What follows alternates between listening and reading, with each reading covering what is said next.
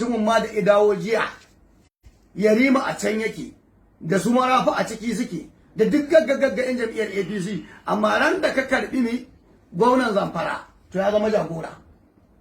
ka je ka karbi gwamnan abun nan Cross River Ben Ayade nan take ne Malabunu yace kai ne in charge to ka gaya min wanne kulla za ka yi ka tafi sama kuma ka zo ka ce Ganduje ba shine in charge ba. Ce fa yawan jama'a shi ne kasuwa ba. Kasuwan banza ina ga wasu mutane. Gashi kita bai da kowa ina ga maka. Babu shi da kowa kuma ina ga maka duk dan kwankusiya na kalubalance kuma na faɗi wannan ko ba na jin tsoron sa. Zaben da aka yi na 2019 kwankwasa bai ci ba. Amma dama suka samu aka yi amfani da waɗansu mutane ba sai na faɗi sunansu ba. Aka zo aka rika zuba ƙuri'a ta ƙarya. Kowa da gudu aka yi amfani da wa'yansu mutane wanda wannan mutumin da ya kulla wannan abun kuna ina kai haka ai ina ba dubu lokacin gamman na tsaya akan ƙuri'ata kuma na ci a wai a cikin birnin da kace shine nake gaya maka ina kaini ka tambaya ina ni na karamar hukuma ta gwamna ina karamar hukuma sa an ci gasar gana shi yo kuma dai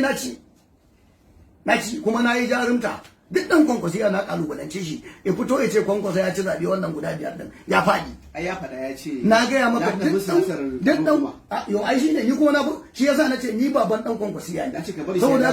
duk wani dan kwankwasiya ni baban sa ne domin ni kwankwaso shi na kaya shine sa'ana daga shi sai yan yaransa da ya tsaya amma kware kuwa a siyasa ba a shekaru to sai ne kuma to ifadi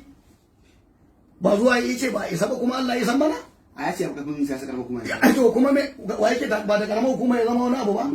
sai da aka zabi kwankwaso ya zama dan majalisar jiha na tarayya ya zama deputy speaker wanda ba rantsar ba ya dawo ya tsaya takarar gwamna ya zama gwamna daga nan aka san shi ba da karamar hukuma yake da amma yanzu ayatin ba tumbatsa wofi alaji ka tumbatsa ba ka ci karamar hukuma ga ina tumbatsa